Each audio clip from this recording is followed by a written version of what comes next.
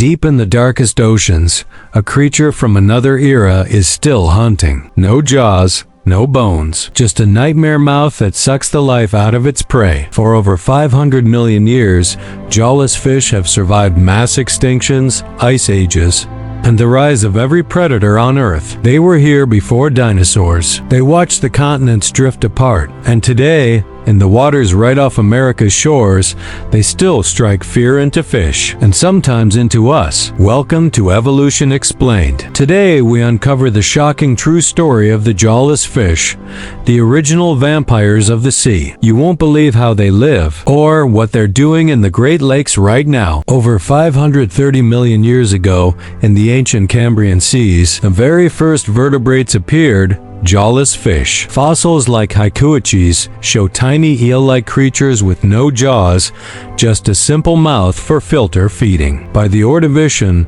armored jawless fish called ostracoderms ruled the oceans. They dominated for over 100 million years until jawed fish evolved around 420 million years ago and outcompeted most of them. Only two groups survived, lampreys and hagfish, living fossils almost unchanged for 300 million years. Picture an eel with no scales, no jaws, and a cartilaginous skeleton. Lampreys have a round sucker mouth lined with sharp teeth and a rasping tongue. Hagfish are even stranger. They have a skull but no backbone, poor eyesight, and slime glands that produce gallons of mucus in seconds. Both breathe through gill pouches and have a single nostril. They are the most primitive vertebrates alive today. Today, jawless fish are found in temperate oceans and rivers worldwide, except the tropics and poles.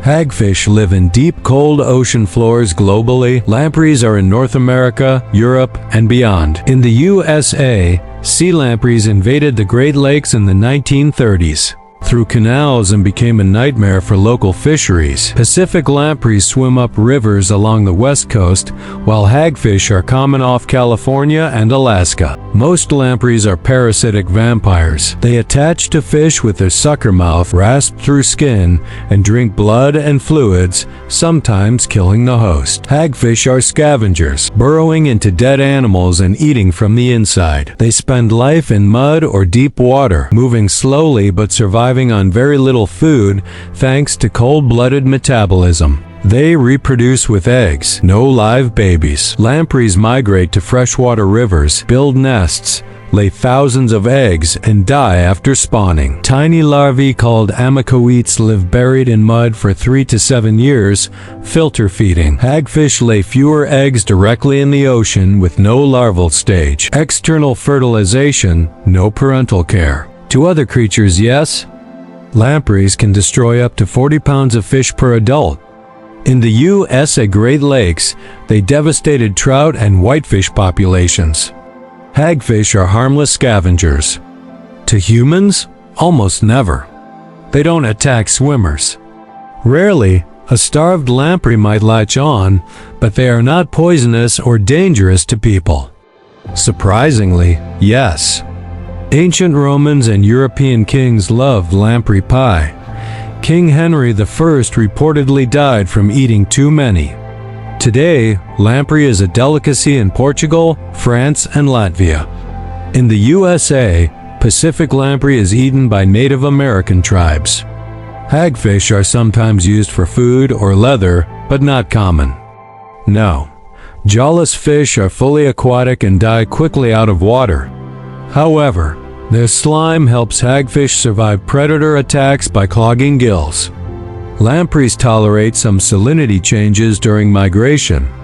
Their slow metabolism lets them survive long periods with little oxygen or food, true survivors of extreme conditions. Jawless fish are living proof of evolution's power, bridges between ancient life and modern vertebrates. In the USA, controlling invasive lampreys in the Great Lakes protects our fisheries. They remind us that even the simplest creatures play vital roles in ecosystems.